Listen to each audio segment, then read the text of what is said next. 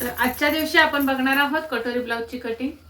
तर कटोरी ब्लाउजची कटिंग करताना खूप समस्या येतात। कटोरी चपटी होते किंवा कटोरी वर चढते, हात वर केला की ब्लाउज वरती सरकतो किंवा कितीही आपण व्यवस्थित गाळा कटिंग केला पुढचा तरी गाळा जास्त मोठा झाल्यासारखं वाटतं आणि स्पेस दिसते इथली।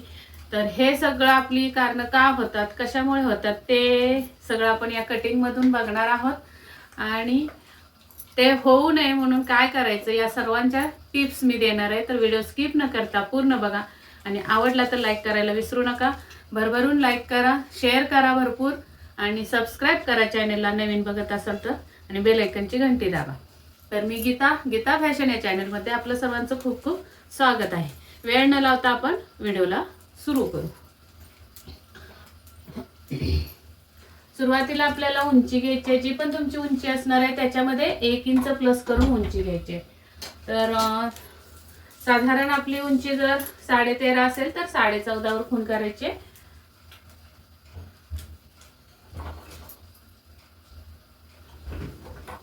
एक इंच प्लस करायचं आपल्याला शिलाई मार्जिन। इथून इकडे पुढे आपल्याला शोल्डर टाकायचे असते वरती माथ्यावर आणि खाली कंबर टाकायची असते। तर माप असं असणार आहे, उंची 13.5, अपर चेस्ट 32 आणि फुल बस्ट 34, कंबर आहे 28, शोल्डर आहे 14 आणि आर्म होल आहे 15.5। पाठीमागचा गळा बघणार आहोत 12 इंच, म्हणजे खूप खोल गळा। तर डीप नेक साठी सुद्धा तुम्हाला या कटिंग मध्ये भरपूर साऱ्या टिप्स मिळणार आहेत। जेव्हा आपण डीप नेक कटिंग करतो तेव्हा शोल्डर पडण्याची समस्या वाढते किंवा मुंड्यामध्ये घोळ येण्याची समस्या वाढते।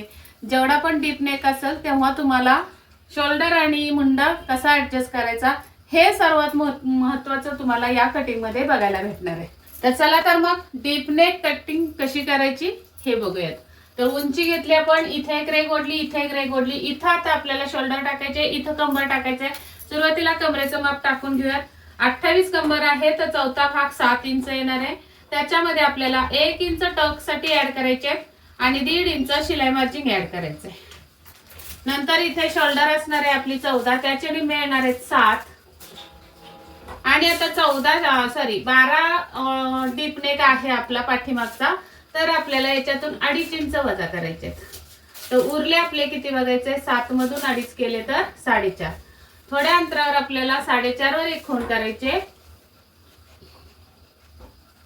आणि दुसरी खूण करायची आपल्याला 5 वर, अर्धा इंच बाहेर। इथून खाली मुंड्यासाठी उंची द्यायची आपल्याला 5.5 आणि ही स्ट्रेट लाईन ओढून घ्यायची। नंतर ही अर्ध्या इंचाची बाहेर जी खूण केली ती एक लाईन ओढून घ्यायची।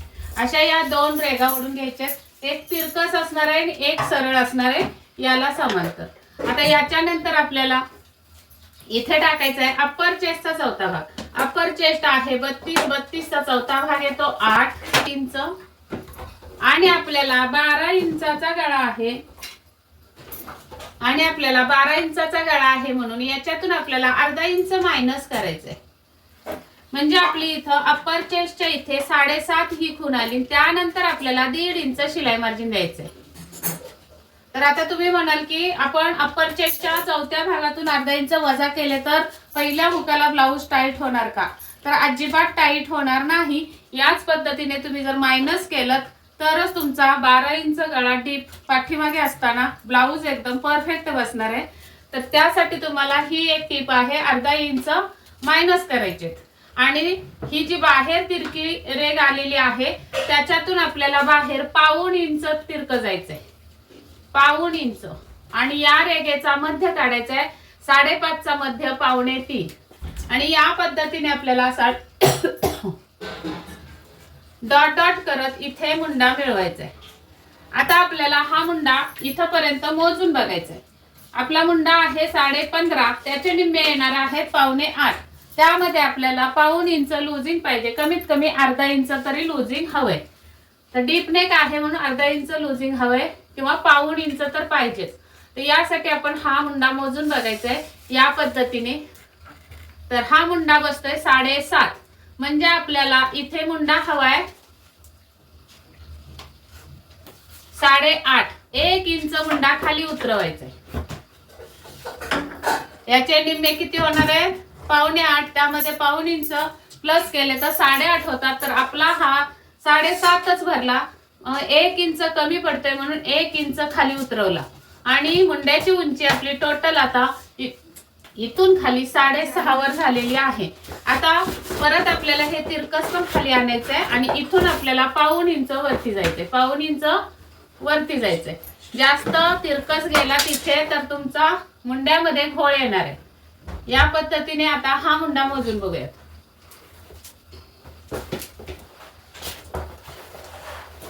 हा मुंडा परफेक्ट 8.5 वर आलेला आहे.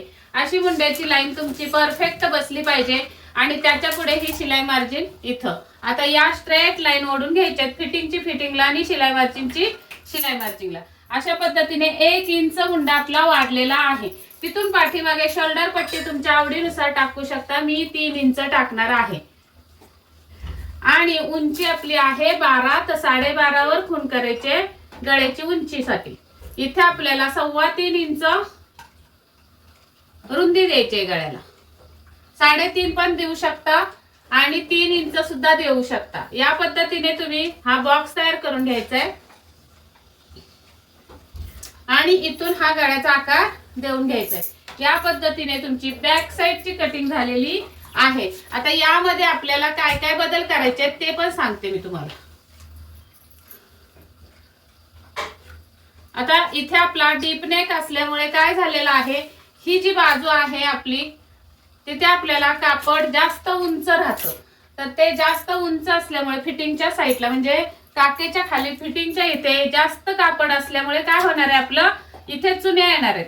तर चुन्या येऊ नये म्हणून काय करायचंय, इकडून आपल्याला 1 इंच पूर्ण 1 इंच असं वर जायचंय आणि ही तिरकस रेग इथं आणायची टक्स पर्यंत.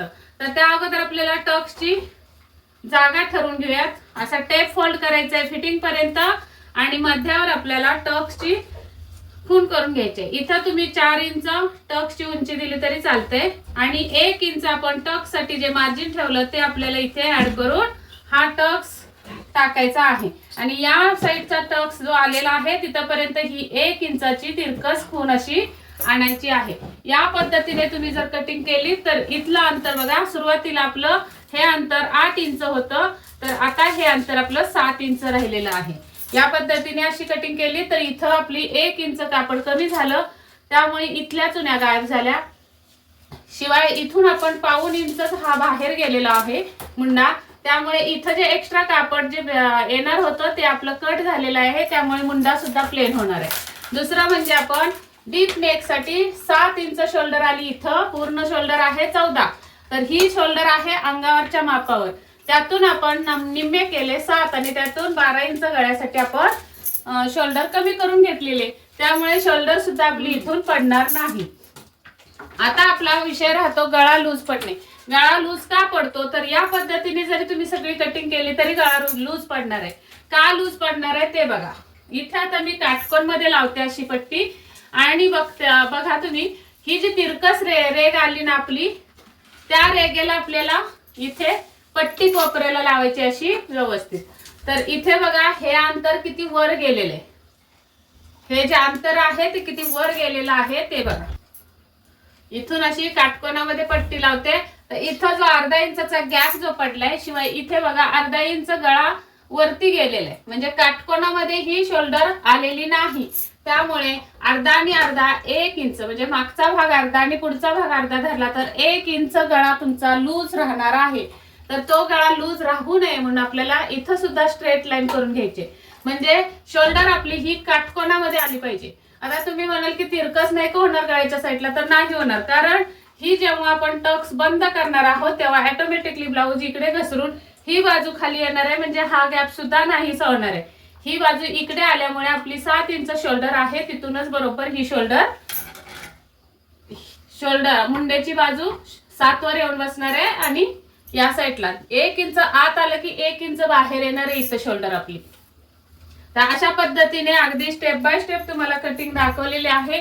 कितीही मोठा तुमचा गळा असू द्या, तुम्हाला या पद्धतीने जर कटिंग केली तर दोरी लावायची अजिबात गरज राहणार नाही.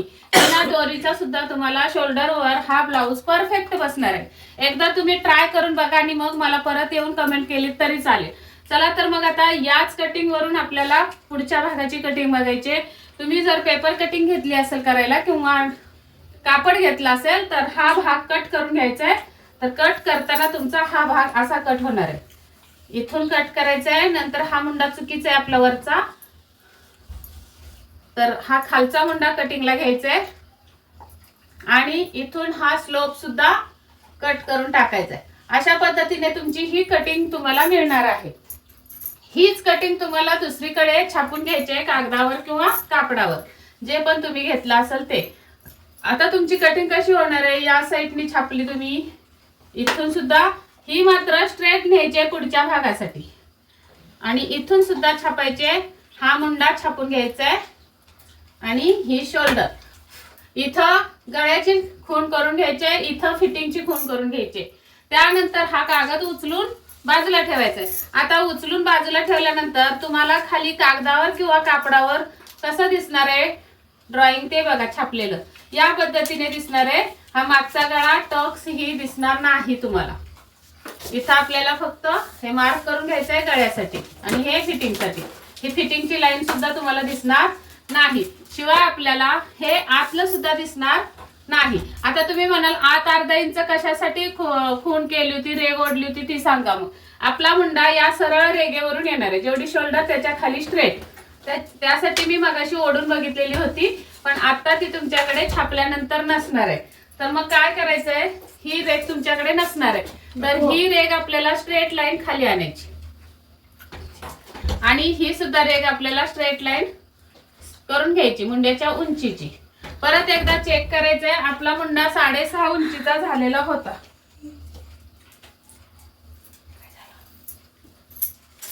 कुठे गेला? 6.5 उंचीचा मुंडा झालेला होता, त्यामुळे इथे चेक करायचंय 6.5 आहे का, तर परफेक्ट 6.5 आहे. मग आता या 6.5च्या उंचीवर आपल्याला अर्धा इंच आतमध्ये यायचंय. कोणत्याही ब्लाउज साठी पुढच्या भागाची कटिंग करताना बाहेरच्या मुंड्यापेक्षा आतला मुंडा अर्धा इंच आतमध्ये येऊन ड्रॉइंग करून घ्यायचंय. तर ही लाईन आपली अशी सरळ येणार आहे. त्यानंतर आपल्याला हा मुंडा इथून असा या पद्धतीने छाटायचा आहे. असा या पद्धतीने मुंडा छाटायचा आहे. त्यानंतर आपल्याला पुढच्या भागाचा गळा टाकायचा आहे. पुढचा गळा 6 इंच आहे, तर 6 मध्ये अर्धा इंच प्लस करून 6.5 वर खूण करून घ्यायचे. तर इथंच येणार आहे. हा बॉक्स तुम्हाला 2.5 इंच रुंदीचा करायचा आहे. पुढच्या भागाला गळा रुंदी 2.5 द्यायचे आणि हा बॉक्स तयार करून घ्यायचा आहे. त्यानंतर इथे तुमचा हा राऊंड होणार आहे गळ्याचा. अजून मी इथं शिलाई मार्जिंग दिलेली नाही, ती शिलाई मार्जिंग सुद्धा तुम्ही देऊन घ्यायचे. तर या पद्धतीने शिलाई मार्जिंग वाढवून घ्यायची बाजूला अशी. नंतर आपल्याला या उंचीवर 2.5 इंचावर एक खूण करायचे. दुसरी इथं सुद्धा एक 2.5 इंचावर खूण करायचे.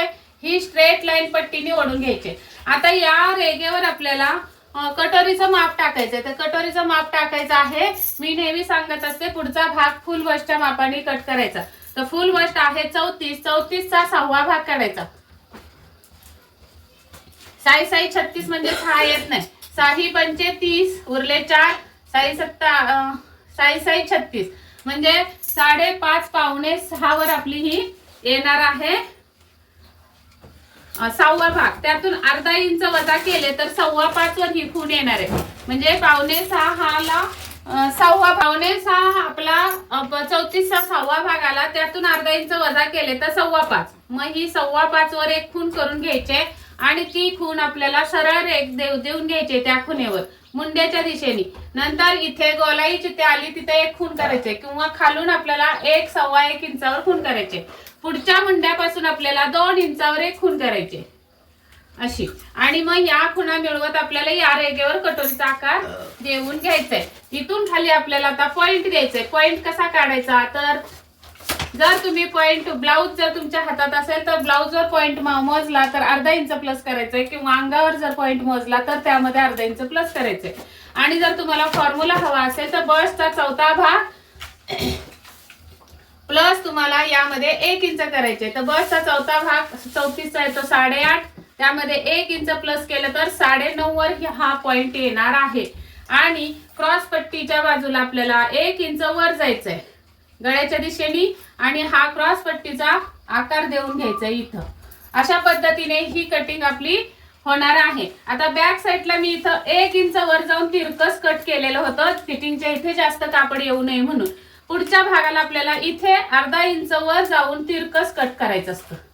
अशा पद्धतीने आपली ही कटिंग पूर्ण झालेली आहे. आता ही क्रॉस पट्टी मगाशी मी तुम्हाला इथे बॅक साईडची उंची 7 इंचावर आली होती, तर आता आपली ही उंची 5 इंच आलेली आहे.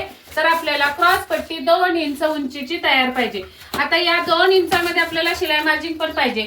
खालचं शिलाई मार्जिन ऍड करायचं नाही, कारण बॅक साईडला पण इथं फोल्ड होणार आहे, तर इथं सुद्धा फोल्ड होणार आहे. तर आपल्याला इथून खाली वरती 2च्या वरती आपल्याला इथलं फक्त अर्धा इंच ऍड करायचे. तर 2.5 इंचाची क्रॉस पट्टी तयार झाली पाहिजे. इथून खाली आपल्याला 2.5 इंचावर खूण करून घ्यायचे, आणि इथून खाली सुद्धा तुम्ही 3 इंचावर खूण केली तरी चालेल. मग या क्रॉस पट्टी मधून आपल्याला अर्धा इंच असं मायनस करून टाकायचं आहे. हे कटिंग आपलं एक्स्ट्रा होणार आहे, आणि त्यामुळे तुमची मागच्या पुढच्या भागाची उंची वाढणार आहे फिटिंग करते वेळी. तर ही जी वरती आली क्रॉस पट्टी अशी, आता ही जी क्रॉस पट्टीची उंची झाली आपली, ती उंची अगदी परफेक्ट आपल्या कटिंगला जेवढी पाहिजे तेवढीच झालेली आहे. तर ही खालची बाजू मी पुसून टाकते म्हणजे तुमच्या लक्षात येईल. हे एक्स्ट्रा होणार आहे अर्धा इंच, ते मी पुसून टाकलं. आणि आपली क्रॉस पट्टी आता या मापासाठी एवढीच लागणार आहे. तर क्रॉस पट्टीचं पण कटिंग करून टाकायचंय आणि बाजूला ठेवायचंय. हे झालं कटोरी जोडण्याचा पार्ट, तो सुद्धा परफेक्ट झालेला आहे. आपली कटिंग ही होणार आहे. हा पाठीमागचा मुंडा आहे तो मी पुसून टाकते. अशी ही आपली कटिंग होणार आहे. आता बॅक साईडला आपण असं खाली उतरतो, तो फ्रंट साईडला थोडंसं वर चढायचं. तर या पद्धतीने ही 2 पार्ट आपल्याला बाजूला काढून ठेवायचे आहेत, आणि कटोरी फक्त मूळ कटोरी घ्यायची आहे आता कटोरी वाढवण्यासाठी. तर हे मी कट करून घेते.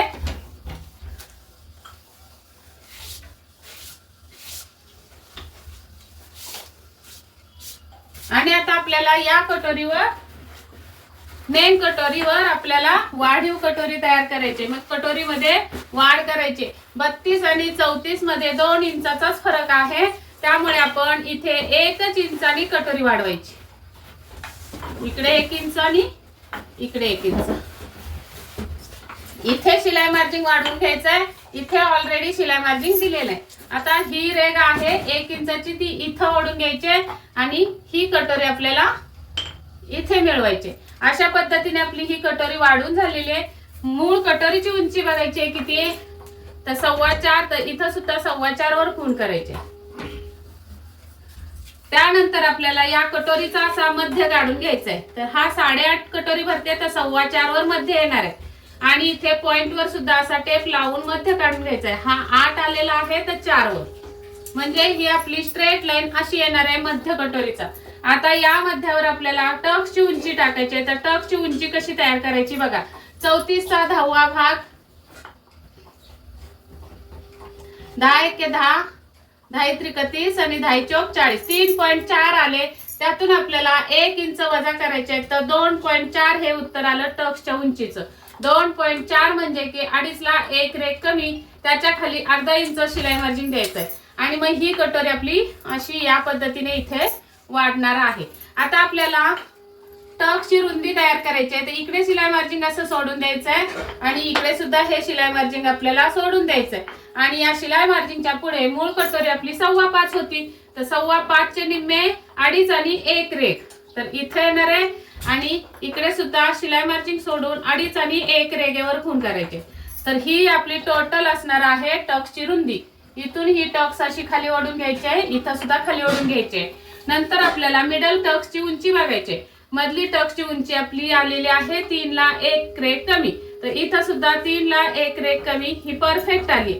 या साईडला बघूया 3 ला 1 रेघ कमी आपली इथे येणार आहे, म्हणजे की आपली ही कटोरी कशी जाणार आहे, इथून इथे जाणार आहे आणि मग इथून इथे जाणार आहे। या पद्धतीने परफेक्ट कटोरी आपली वाढवून झालेली आहे। तुम्ही जर डायरेक्ट अशी इथूनच इथे जोडत असाल अशी, तर मग एवढी कटोरी तुमची कमी पडणार आहे आणि मग त्यामुळे काय होणार आहे, तुमचं कटोरी वर चढणार आहे, कटोरी बस्ट वर चढणार आहे, किंवा मग कटोरीचा जो आकार आहे, बस्टचा जो आकार आहे तो त्या आकाराला ही कटोरी कमी पडणार आहे उंचीला, म्हणून मग ती बस्ट आपली ह्या कटोरीचं कापड खाली खेचून घेणार आणि वरून गळा सुद्धा आपला खोल होणार आहे। या सगळ्या गोष्टी होणार आहेत। शिवाय तुमचा पॉइंट चुकला आणि इतर टक्स रुंदी जर चुकली तर तुमचा कटोरीचा आकार चपटा होणार आहे। या सगळ्या समस्या जर तुम्हाला नको असतील तर सेम याच पद्धतीने कटिंग करा आणि मग मला सांगा तुमची कटोरीची कटिंग कशी झाली ते, ब्लाउज कसा झाला ते।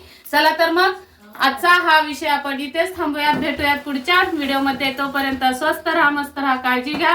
व्हिडिओ पूर्ण बघितल्याबद्दल धन्यवाद।